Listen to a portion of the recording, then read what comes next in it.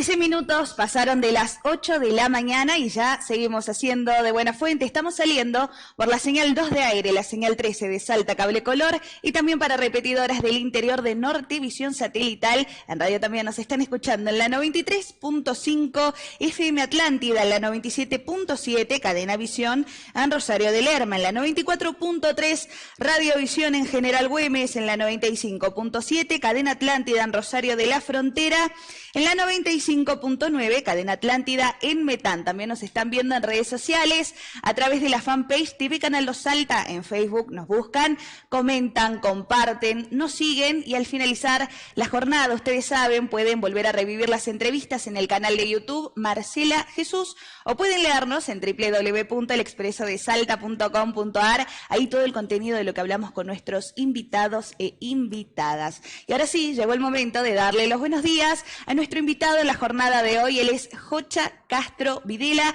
él es referente del Movimiento Evita en Salta y le damos los buenos días. ¿Cómo estás, Jocha? ¿Qué tal? Buen día, Jessy, a vos, a todo el equipo y a la audiencia. Bueno, muchas gracias por venir porque es un viajecito. Es un viajecito, salí 4:30 de la mañana de Pichanal, pero bueno, la verdad que estaba tranquilo el camino. Bueno, empecemos por el principio, que a mí me interesa que nos puedas compartir qué es el Movimiento Evita, porque los movimientos populares, las organizaciones sociales fueron parte de la agenda que se puso sobre la mesa en estos meses que, bueno, renovamos presidente, ¿no? ¿Qué es el Evita? El Movimiento Evita es un movimiento social, como muchos otros que hay en nuestro país, que nacieron principalmente a mediados de la década del 90 y principios del 2000, al calor de la crisis. Nacen como movimientos de desocupados, de trabajadores desocupados, en un momento de mucha conflictividad social, de crisis económica, donde aumentó mucho el desempleo. Todos recordemos lo que fue el gobierno de Menem, lo que fue aquí la privatización de YPF en el norte, y en ese contexto de desempleo y de crisis, los vecinos y vecinas empezaron a organizar. Y uno de los modos de organizarse fue los movimientos de trabajadores desocupados o movimientos de trabajadores excluidos, donde era gente que había sido echada de su laburo, que había quedado fuera del mercado laboral y que se organizaba para, por un lado, comer, por otro lado, truequear y por otro lado, producir y conseguir trabajo. Y después, cuando llegó Néstor al gobierno en el 2003, esos movimientos de trabajadores excluidos pasaron a ser más movimientos sociales y movimientos políticos, entendiendo que había una nueva etapa en Argentina, donde Néstor tuvo una política para salir de la crisis de expansión del empleo, de expansión económica, y bueno, y esa fue la transformación de los movimientos de trabajadores desocupados a movimientos sociales y políticos, que hoy cada uno tiene su particularidad y su perfil. Nosotros como Movimiento Evita somos un movimiento que es principalmente peronista como ideología política, digamos. Tenemos un fuerte arraigo territorial, estamos en todas las provincias, en casi todas las localidades, y tenemos dos ejes muy fuertes de trabajo. Por un lado es lo social comunitario, que son los merenderos, los comedores, las cuestiones contra la violencia de género, la asistencia en situaciones de emergencia, de diferentes tipos de emergencias que podemos tener. Y por otro lado la cuestión productiva y laboral, que también se viene desarrollando con mucha fuerza hace 10 años, que es lo que denominamos la economía popular, que es toda esta gente que, como te decía, por ahí quedó fuera del mercado de trabajo, o jóvenes que no pudieron ver a sus padres trabajar en una fábrica, en una empresa, sino changuear y ganarse el pan de cada día como podían. Entonces también fortaleciendo esa cuestión productiva y laboral que nosotros denominamos economía popular, de manera asociativa, cooperativa, con herramientas, con formalización y tratando de generar ingresos dignos y luchando por los derechos laborales. Bueno, en Salta particularmente confluyen y son muchos los trabajadores llamados de la economía popular o informales, si se quiere, capitalizan muchísimas personas acá en Salta. Sí, Salta tiene una realidad donde hay un porcentaje muy alto de la población económicamente activa que se dedica a lo que nosotros llamamos economía popular o trabajo en negro o economía informal también que se le llama, que son cerca de 250.000 personas, digamos, para la población salteña es un montón, y nosotros tratamos de organizar ese sector de la población, obviamente que no llegamos a todos, llegamos a un número mucho más reducido, pero organizar para poder trabajar, producir y vivir con dignidad.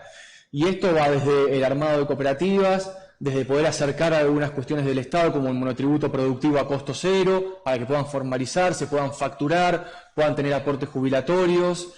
Después también lo que fue el potenciar trabajo, que anteriormente fue el salario social complementario, que es fruto de la ley de emergencia social del 2016, donde el Estado reconoce por primera vez a este sector como trabajadores y que tienen derechos. Entonces el salario social era el 50% del salario mínimo vital y móvil, que es un derecho laboral. Bueno, y así vamos tratando de darnos diferentes estrategias, también depende mucho de las localidades. Yo vivo en el norte, entonces también ahí está la lucha por el agua, la lucha por el territorio de las comunidades, también de las familias campesinas. Bueno, hay muchísimas problemáticas, muchísimas injusticias, muchísimos derechos vulnerados que nosotros creemos que tienen que garantizarse. Bueno, y se abre una nueva etapa con un nuevo gobierno que me imagino que desde las organizaciones sociales, los movimientos populares también están discutiendo cuál va a ser el rol, ¿no? Inicia el gobierno de Javier Milei y ya hay medidas con respecto a lo que pueden ser los amparados por los programas sociales, por el potenciar trabajo, y por eso te quería preguntar, porque particularmente hay una medida de congelamiento de potenciar trabajo, pero sí de aumento de otras políticas como la asignación universal por hijo, la tarjeta alimentar, con esta mirada de, bueno, parar con los intermediarios. ¿Cuál es la postura desde Levita de esto? Sí, me parece que ahí hay dos cosas. Por un lado, creo que se generó un prejuicio muy grande con la gente que cobra el potenciar trabajo y con las organizaciones. Un prejuicio donde se creó a un enemigo común, como si el culpable de todo fuesen los mal llamados planeros, choriplaneros, vagos. Y eso caló muy hondo en la gente, y en todos los sectores sociales. No es que solamente los ricos odian a los planeros, sino que también los mismos vecinos de estas personas que puedan potenciar trabajo, los familiares, también se generó cierto odio y cierto prejuicio. Entonces, el congelamiento del potenciar trabajo a valores de hoy, con la inflación que anuncia Milei y que provoca Milei con la devaluación que hizo el día martes el ministro de Economía, bueno, significa que va a perder totalmente el valor, el poder adquisitivo, y casi no va a servir para nada ese ingreso que hoy le garantizaba a la familia, llegar al 5 de cada mes con 75.000 pesos para por lo menos los primeros gastos del mes. Pero es un prejuicio que además va contra toda la clase trabajadora, porque si vos ves los anuncios del ministro, no hay una medida en favor de la clase trabajadora, ni de los privados, ni del sector público, ni de los que cobran el potenciar trabajo. Aumenta la AUH y aumenta la tarjeta alimentaria, que son planes asistenciales básicos, digamos, que lo ideal sería que no existan. Siempre en los gobiernos neoliberales aumenta el monto de la asistencia social, porque es lo único que saben hacer, es la única propuesta que tienen. Bueno, de hecho, el Ministerio de Capital Humano es el único que va a tener canilla abierta, decía Milei. La billetera abierta, y que todavía no sabemos cuál es la política pública que van a desarrollar, no sabemos cuáles son los lineamientos del gobierno. Hasta ahora tuvimos un ajuste brutal a la clase trabajadora, no a la casta política como nos había anunciado Milei en su campaña, y ayer el protocolo antipiquete que limita la libertad de expresión y la libertad de protesta, que están garantizados en la Constitución. Pero entonces es el prejuicio con la gente que cobra potencial trabajo, el prejuicio para con las organizaciones, que siempre ya muchos gobiernos han dicho vamos a sacar los intermediarios, pero que además también es muy falso, porque la persona que recibe el potencial trabajo tiene una tarjeta, tiene una cuenta bancaria, tiene la aplicación BNA más en su celular y es totalmente autónoma e independiente. No hay nadie en el medio, como en otra época, a fines de los 90, principios del 2000, con el plan jefes y jefas, que por ahí una persona cobraba y tenía que repartir. O sea, vos me decís, no hay hoy una mirada clientelar. No, clientelar para nada. Lo que sí hay es una organización de ese trabajo, porque gran parte de esos beneficiarios del potenciar trabajo están en el marco de alguna personalidad jurídica, ya sea una cooperativa, un estado provincial, una asociación civil o una fundación, donde cumple las horas de trabajo que le pide el plan para percibir ese salario. Bueno, qué interesante esto, porque pareciera haber desconocimiento, ¿no?, con respecto a cómo se implementa la política del potenciar trabajo, que es, digamos, el nombre formal de lo que se conoce como planes sociales, porque mucha gente piensa que no hay una contraprestación como me estás explicando ahora, y de hecho también veía algunos videos de personas que dicen, bueno, ahora van a tener que trabajar, digamos. Vos me decís, esto no es así, ellos ya hacen una contraprestación, los beneficiarios de esta política. Sí, tienen que hacer una contraprestación que son 15 horas de trabajo por semana, y de diferentes maneras. En algunos casos son trabajos sociocomunitarios. Yo pongo el ejemplo nuestro en Pichanal, tenemos los merenderos, tenemos los apoyos escolares, tenemos las sedes con atención de ANSES, tenemos una casa de acompañamiento al consumo problemático, tenemos un polo productivo con capacitación en oficios, y en otro caso también son horas que se retribuyen en la cuestión productiva, digamos. Hombres y mujeres que se juntan para tener una unidad productiva, tener una huerta, tener un criadero de chancho, criar animales, en todo lo que es la agricultura familiar, campesina e indígena, o todo lo que tiene que ver con los oficios, ya sea la carpintería, la herrería. Hay un montón de gente que trabaja. Obviamente que siempre hay excepciones, siempre hay excepciones y hay que corregirlo, pero hasta ahora no hay ningún gobierno que haya dado en la tecla, porque también Massa había anunciado en su momento el puente al empleo. Hay que convertir los planes sociales en empleo, dicen. Eso lo dicen todos. Lo dicen todos, los propios y los ajenos, Sí. y ninguno ha dado en la tecla, no porque la solución sea muy difícil, sino porque no entienden el problema que quieren resolver. ¿Qué es lo que hay que resolver? Lo que hay que resolver es que este sector de la población, que a nivel nacional son 6-7 millones de personas, trabajan y no tienen derechos. Bien. Pérsico lo repite siempre. Cuando llegó Perón en el 46, asume la presidencia, había un 80% de informalidad. Perón tuvo la decisión política de formalizar a todos esos trabajadores. Y se robustece el sistema democrático, se robustecen los sindicatos, y obviamente que sos un gobernante, tenés un quilombo, porque si tenés fortalecido el movimiento obrero organizado, digamos, tenés que negociar, tenés que lidiar, porque el trabajador siempre quiere vivir mejor. Y el trabajador de la economía popular también, solamente que es el último orejón del tarro, digamos. No tiene salario mínimo vital y móvil, no tiene vacaciones pagas, no tiene aguinaldo, no tiene obra social, no tiene aportes jubilatorios, y es un trabajador que tiene que tener derechos. Hoy el empleo en Argentina y en todo el mundo, si bien Argentina tiene tasas de desempleo muy, muy bajas, pero tenemos un empleo mal pago, no existe el pleno empleo ya. El mercado laboral se está achicando cada vez más. Vamos a decir, bueno, vamos a hacer un puente al empleo. Bueno, vamos a Santa Victoria Este. Todos los que pongan el potencial trabajo. ¿Quién los va a emplear? El principal empleador y el único es la MUNI. O vamos al departamento Orán, departamento San Martín. La única fuente laboral más o menos estable que tienen los trabajadores en Pichanada es el trabajo rural, es pararse en el cruce a las 5 de la mañana, que te llegue el camión a la finca y que te paguen el día de trabajo. En negro, obviamente. Y que además termina la cosecha como ya terminó y tenés que emigrar a San Juan, La Rioja, Mendoza a trabajar la cosecha ahí. Entonces el puente al empleo es una píldora que se toman los políticos que están en las oficinas de Buenos Aires para decir, no, nosotros estamos intentando. El ingenio San Martín de Tabacal, la Sigor, en Hipólito Yrigoyen, en los últimos años ha despedido trabajadores, no ha tomado trabajadores. Entonces la solución no es el empleo hoy. Sería lo ideal, el pleno empleo, fábricas, empresas por todos lados. Hoy no existe. Y en algunos lugares de nuestro interior profundo no va a suceder. Pero eso no quita que ese trabajador y esa trabajadora tengan que tener derechos.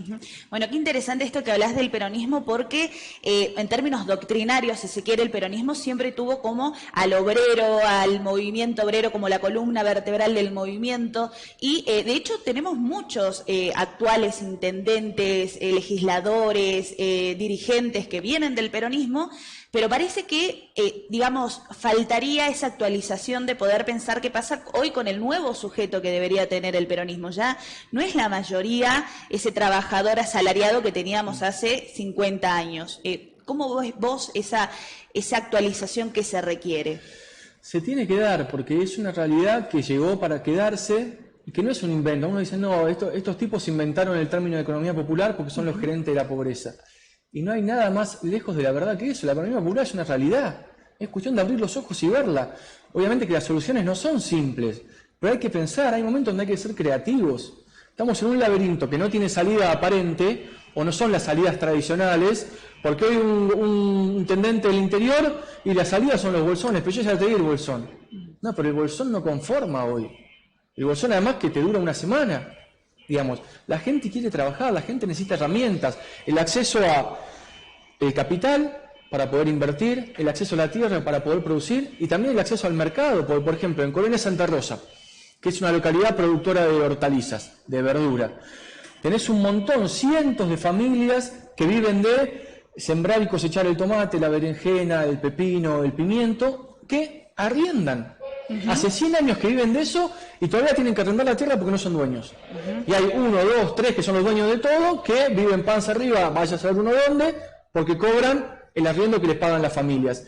Y después el acceso al mercado, porque llega el camión que viene de Mendoza a comprarte, te pone la culata del camión ahí y te dice, yo te pago tanto el cajón. Y la persona que está ahí, el productor, la productora, no tiene forma de negociar, porque está en una situación totalmente desigual. Se me pudre la verdura o le vendo el cajón a 1.000, 2.000, 3.000 pesos. Cuando después el comisionista lo vende en el mercado central de Mendoza o de donde sea, eso después el verdurero minorista lo compra y lo vende y el producto se encarece 3, 4, 5 veces en una cadena donde el eslabón más débil es el productor y el consumidor. Bueno, muchos ejes para tener en cuenta en lo que va a ser este desafío que tiene hoy la UTEP, ¿no? Contemos un poco de esto que estuvieron viviendo, que fueron las elecciones, que fue ¿qué es este sindicato que nuclea a los trabajadores de la economía popular? La UTEP es un sindicato que tiene 4 años de antigüedad, que su antecedente fue la CETEP, CETEP fue la Confederación de Trabajadores de la Economía Popular, que empezó en el 2011, y la UTEP es la Unión de Trabajadores y Trabajadoras de la Economía Popular, que es un sindicato formal. La novedad de este sindicato es que es el sindicato que representa a aquellos que no tienen patrón, que no tienen empleo.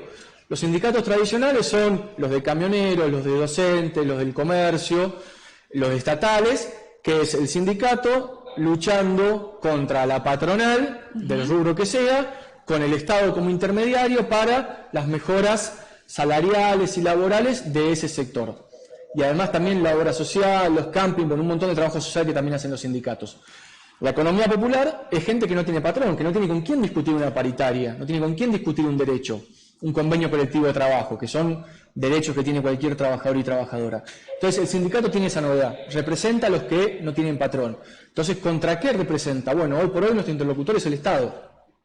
Lo fue en el 2016, cuando sancionamos la ley de emergencia social, que dio paso al salario social complementario, hoy mal llamado potenciar trabajo, y hoy es un sindicato con personería jurídica, donde tuvimos las primeras elecciones el 29 de noviembre, porque veníamos antes con la comisión normalizadora, digamos, cuando cualquier sindicato inicia, llegó el momento de regularizarlo, también sabiendo lo que se venía, que es un momento donde los sindicatos van a tener lamentablemente mucha actividad, y seguramente mucha actividad conflictiva. Entonces tuvimos las elecciones, fue con lista única, pues nos pudimos poner de acuerdo entre todas las organizaciones que somos parte de la UTEP, llegamos a un consenso de quiénes iban a integrar el secretariado nacional, y bueno, tuvimos una elección muy buena, con 500 puntos de votación en todo el país, y con 300.000 electores. Bueno, ¿y cómo crees que va a ser esa relación que va a tener tanto la UTEP, tanto los movimientos populares con este nuevo gobierno de Javier Milei, teniendo en cuenta dos cosas? Por un lado, este protocolo antipiquetes que ya sabemos algunos lineamientos, según lo que informó la ministra de Seguridad de la Nación, Patricia Bullrich, y que ya tuvimos experiencias, ¿no?, como conociéndola en esta función. Y por otro lado también, lo escuchaba Juan Grabois, también un dirigente de los movimientos populares, que él anticipaba que va a tener que existir un momento donde se acerquen las partes, tanto el gobierno como los movimientos populares, porque llegan donde hoy el Estado no puede llegar, hablando de contención social, ¿no? ¿Cómo crees que va a ser esa relación de las organizaciones con el gobierno de Milei? Bueno, por un lado hay un profundo respeto al gobierno electo democráticamente por el 55% de los argentinos y argentinas. La gente eligió esto, venimos de 10 años económicamente muy difíciles, con poco crecimiento, los últimos 2 años del gobierno de Cristina, el gobierno de Macri ni hablar, y este último gobierno de Alberto que tampoco pudo satisfacer las expectativas en un contexto internacional muy complejo, pero lo principal es que la democracia, a 40 años de la recuperación de la democracia, sigue vigente, sigue fuerte, y hay que reconocer este gobierno. Después, ¿quién es Milei o qué va a ser Milei? Es difícil saberlo porque en los últimos 2 años Milei dijo tantas cosas en los medios, en la campaña antes de las PASO, en la campaña antes de las generales y en la campaña antes de la segunda vuelta, que ya no sabes cuál Milei está gobernando. Y no sabes si es Milei el que está gobernando. Yo creo que también hay fuerzas, no las fuerzas del cielo, pero sí las fuerzas del capital financiero internacional que también están metiendo mano. Porque no puede ser que Caputo sea el ministro de Economía cuando Milei lo acusaba de haberse fugado 15.000 millones de dólares de la deuda que tomó. Entonces, es muy raro. Milei no es un tipo, no sé, no es un tonto. Puede parecer loco, pero no es tonto. Entonces, por un lado, yo creo que hay que esperar un poco a ver qué medidas toma. Las únicas 2 medidas que le conocemos hasta ahora fue un ajuste brutal sobre la clase trabajadora, donde todos del martes para acá somos un 50% más pobres, donde la clase media es la principal perjudicada, y por otro lado está el protocolo antipiquete, porque es el neoliberalismo clásico, ¿viste? El más heterodoxo. Ajuste y represión, ajuste y represión. Es una cosa increíble. Estos tipos que venían con otro discurso, que venían de una política diferente, un outsider como Milei, cayó en las 2 primeras medidas típicas de las derechas latinoamericanas y en el mundo, que no han dado resultados en ningún lado. En ningún lado. No conocemos cuál va a ser la política del Ministerio de Capital Humano, no conocemos cuál va a ser la política para los trabajadores y trabajadoras. No es que Caputo convocó a, abramos las paritarias Entonces, este ajuste brutal que estamos haciendo porque es necesario, vamos a abrir las paritarias para que los salarios no pierdan poder adquisitivo con la inflación. Para nada. Entonces, la UTEP obviamente que el rol va a tener, seguramente sea de oposición. Nosotros además fuimos parte de Unión por la Patria en la campaña y nuestra ideología es totalmente contraria a la de Milei. Pero como dijo Percy con una entrevista hace poquito, no vamos a hacer un paro ideológico, no es que vamos a hacer una huelga o un paro porque pensamos diferente. Nosotros vamos a salir, siempre la última opción es la protesta, digamos, y la protesta en la vía pública de manera pacífica. Antes hay que tratar de agotar todas las instancias de diálogo para tratar de consensuar algunas cuestiones que hacen a los derechos de los trabajadores y trabajadoras y al bienestar de gran parte de nuestro pueblo que ya no la está pasando bien ahora y en los próximos meses. Si la inflación es del 60%, como dice que va a ser, JP Morgan dijo que va a haber un 60% de inflación entre diciembre y enero. Bueno, eso va a dejar un montón de gente afuera del camino. Y Milei dice, bueno, el Ministerio de Capital Humano va a tener billetera abierta para atender a los caídos. ¿Pero por qué tiene que haber caídos? ¿No se les ocurre otra forma de sacar a Argentina de esta crisis que no sea con un recorte brutal y con un empobrecimiento de la clase media? A mí me sorprende porque es muy básico. Bueno, le recordamos a la audiencia que estamos con Jocha Castro, y es referente del Movimiento Evita. Ustedes también nos pueden mandar videos, imágenes, audios, opiniones o consultas para Jocha. ¿Cómo lo pueden hacer, Gustavo? Simplemente enviando un mensaje de WhatsApp o mensaje de texto al 3874-147505 o al 3874-40-4587. Allí están los números para que usted envíe mensaje de texto, WhatsApp, fotos, audios o videos, o bien llamen al número fijo 427-1771. Bueno, recién hablaba sobre un balance de todo lo que hace el Movimiento Evita en Pichanal, que es donde vivís, donde construís. Quiero que me cuentes un poco cómo está hoy la situación, porque, bueno, fuiste candidato, ¿no?, a intendente en las últimas elecciones provinciales. Me imagino que es porque tenías un proyecto político distinto al que estaba llevando hasta ese momento Domínguez. Recién me contabas, finalmente ganó Jalil. ¿Cómo viven hoy esta situación gubernamental? ¿Qué balance podés hacer? Bueno, Pichanal tiene la particularidad de que los últimos años ha estado políticamente muy dividida en dos facciones. Por un lado, lo que es la parte del intendente anterior, que fue Rayé y su familia, donde Domínguez era parte de ese armado, y por otro lado Julio Jalid, que estuvo del 2003 al 19, cuando pierde, y ahora vuelve a ganar. Y políticamente es una división que atraviesa familias, que atraviesa los barrios y que se siente a veces la agresión, la violencia, en las redes sociales, que hoy es muy común lamentablemente, y también en la calle. Es una transición muy difícil porque nunca se cruzaron los dos intendentes, ni el saliente ni el entrante, no hay diálogo para nada. Entonces el que entró ahora, Jalid, acusa al que se fue de que dejó un municipio devastado, quebrado, un parque automotor destruido, y que lamentablemente es así, se puede ver. Entonces, es un fenómeno de todas las transiciones, básicamente, que estamos viendo hoy, ¿no? De gestiones salientes muy criticadas. Sí, bueno, se nota porque muchos oficialismos perdieron, digamos. En el departamento de Orán, que son 6 municipios, 5 intendentes tuvieron que dejar la intendencia, perdieron.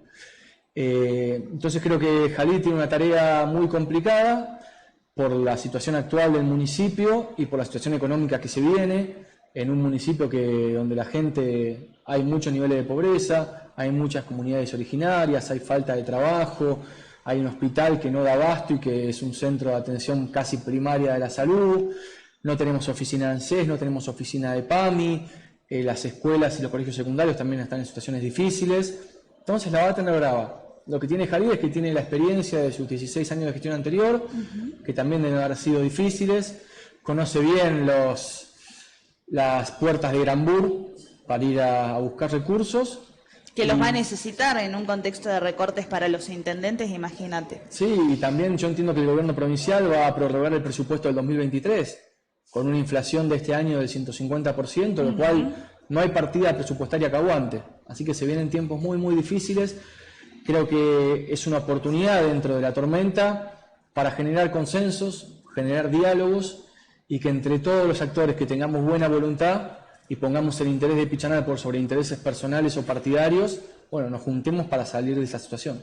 Bueno, justamente ayer teníamos la visita de Iván Misau, que él es secretario de Participación Ciudadana, que asumió el día lunes, pero también vemos este último año con Unión por la Patria, vimos un acercamiento al oficialismo provincial de varios actores, ¿no? Se habla de que Tania da Sousa Correa asumiría en la parte de juventud de la provincia, lo vemos a Iván Misau, te vimos a vos también acompañando a la reelección del gobernador. ¿Cómo ves este fenómeno de dirigentes del campo nacional y popular que comienzan a tener diálogo con, en este caso, con Gustavo Sáenz? Sí, ahí la diferencia es que nosotros en las elecciones provinciales fuimos con Gustavo Sáenz. Los otros que mencionaste fueron opositores. Así que teléfono para Gustavo. Pero creo que es una virtud que tiene el gobernador de generar consensos, de generar diálogos, y espero que esos consensos y diálogos sean provechosos. Yo lo conozco a Iván porque he compartido mucho con él y también lo conozco al Tane y conozco el valor que tienen y todo lo que tienen para aportar. Entonces no creo que no son arreglos por conveniencia que por ahí en la política puede haber, sí, sino que chicanas. sino que son gente que quiere aportar y que sabe que la situación es complicada, y me parece que la virtud de Sáenz es tener un gobierno con mucha heterogeneidad, porque tenés desde un Martín de los Ríos hasta una Cristina Fiore, hasta el movimiento Evita. Y lo colocas al movimiento Evita como parte de ese sector que acompaña no hoy la somos gestión parte del provincial. gobierno, pero sí fuimos parte de la alianza electoral, digamos, del 14 de mayo, y queremos que el gobierno le vaya bien y estamos dispuestos a aportar todo lo que siempre hemos hecho, referido a la economía popular, la agricultura familiar, el cooperativismo, las cuestiones de género. Pero me parece que es una virtud de Sáenz y que en estos momentos tan difíciles tiene mucho valor, porque hay que tratar de que esta provincia siga creciendo, salga adelante, una provincia con mucha injusticia, con mucha inequidad, principalmente en el norte, y en momentos muy complicados. Yo, una de las cuestiones que sí no comparto es que yo no creo que hay proyecto de provincia sin proyecto de país. Entonces yo no creo en los provincialismos únicamente. ¿Crees que lo que pasó fue un costo de esa mirada quizás? Porque muy tarde fue como la motorización de todo ese esquema provincialista apoyando a Sergio Massa. Y hubo una diferencia entre el apoyo que hubo en las PASO por parte del gobierno al que hubo en las generales, obviamente, y se vio en la cantidad de votos, pero creo que Gustavo Sáenz fue claro, él además tiene una cercanía con Massa que todos conocemos, y también fue crítico de las propuestas de Milei. Obviamente que fue el primer gobernador después en sentarse con el jefe de gabinete Nicolás Pose, y me parece que hay que dialogar, pero me parece que sin proyecto de país no hay proyecto de provincia. Nosotros votamos candidatos de Unión por la Patria aquí en la provincia de Salta, y me parece que tenemos que ser parte de un peronismo que se tiene que reconstruir, como vos mencionabas anteriormente con el caso de la economía popular, pero en muchos aspectos, ya lo decía Kicillof en la campaña, este peronismo tiene que tocar una música nueva. Y eso hay que crearlo entre todos, todas, y creo que Gustavo Sáenz tiene mucho para aportar, porque para mí las provincias tienen una mirada que debe estar cada vez más presente en el gobierno central. Porque lo que pasó también con el gobierno de Alberto Fernández es que hubo una mirada muy unitaria en muchas cosas. Ni hablar del gobierno de Macri, porque no conocen otra cosa que no sea la General Paz, digamos. Pero Alberto, que se jactaba de ser el más federal de los porteños, en federalismo dejó mucho que desear, y creo que ahí Gustavo Sáenz tiene mucho para aportar. Bueno, una autocrítica merece en todo caso el campo nacional y popular, que no ha podido consolidar un proyecto propio en Salta, y se ha visto desde que en las provinciales una parte acompaña a Gustavo Sáenz, otra parte en su momento Emiliano Estrada, en las nacionales Pablo Outes y Rana Villa con Vero Caliba. ¿Qué crees que pasa ahí? ¿Por qué cuesta tanto quizás consolidar esa mirada que de repente hoy gran parte está amparado en Gustavo Sáenz? No, me parece que fue una virtud en las nacionales haber ido juntos con listas de PASO, que las PASO sirven para dirimir esas cuestiones internas. No sé si Milei las va a sacar, hubo un rumor que decían que por ahí las sacaban. Yo creo que las PASO son valiosas, y en lo nacional estuvo bueno porque estaba la lista de Outes, con Vega por un lado, contra la de Villa y Caliba por el otro, y después cuando ganó Outes en las generales fuimos todos juntos, y eso me parece que es muy muy importante. Y yo creo que en las provinciales hay tanta dispersión del campo nacional y popular. Por un lado siempre hay egoísmos y personalismos que después terminan sacando 3-4% de los votos, digamos, y es una vergüenza. todos quieren ser jefes, nadie quiere ser indio, digamos, y eso me parece que está mal. Pero por otro lado, al no haber paso ya hace 2 elecciones en Salta, no tuvimos paso en el 21, no tuvimos paso en el 23, y no hay instancias de diálogo previas que permiten dirimir las candidaturas o las propuestas políticas. Y eso hace que haya atomización, que haya una cantidad infinita de listas, que es una locura. Vos tenés un candidato a intendente que puede llegar a tener 14 listas de concejales abajo, digamos que es un gastadero de plata, la gente no entiende nada, me parece que no es un exceso de democracia, eso ya no es democracia, eso es algo distinto. Se habla de eliminar las PASO, hablábamos con Tuti Amat en esta reforma de la Carta Orgánica que tuvo como Congreso Provincial el PJ, anticipó que van a presentar un proyecto para eliminar las PASO, ¿te parece bien? Sería lógico que lo presenten porque ya se han eliminado 2 años y se han eliminado por una cuestión contextual. Sí. Bueno, porque pandemia y porque no hay plata las eliminamos. Sí. Hace que tiene que haber un proyecto de ley porque tiene que haber un marco legal donde todos sepamos las reglas del juego, todos los que queremos participar. Yo por mi parte sí estoy de acuerdo con las PASO, porque creo que nos permiten dirimir diferencias de la mejor manera, que es mediante las elecciones. Bien. Bueno, nos llega un mensajito. Hola, buen día. Cobro el potenciar, devuelvo mis horas y además hago PAN para vender el potenciar. Para vender. El potenciar es una ayuda. Hoy por hoy, cómo están las cosas, no alcanza y no depositaron el bono.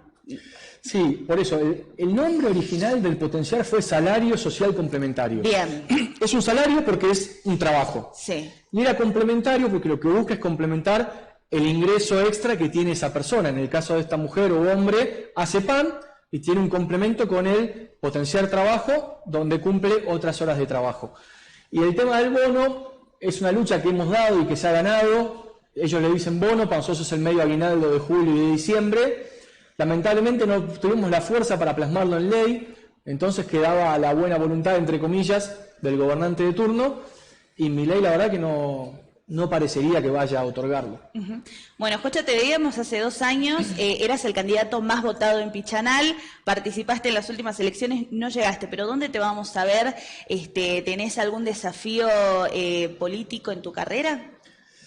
No, mi desafío político es construir la felicidad de mi pueblo. Ayer hicimos justo un cierre de año con entrega de diplomas a los últimos 4 cursos de capacitación que dictamos en nuestro pueblo productivo, que fue repostería, peluquería, costura y manualidades.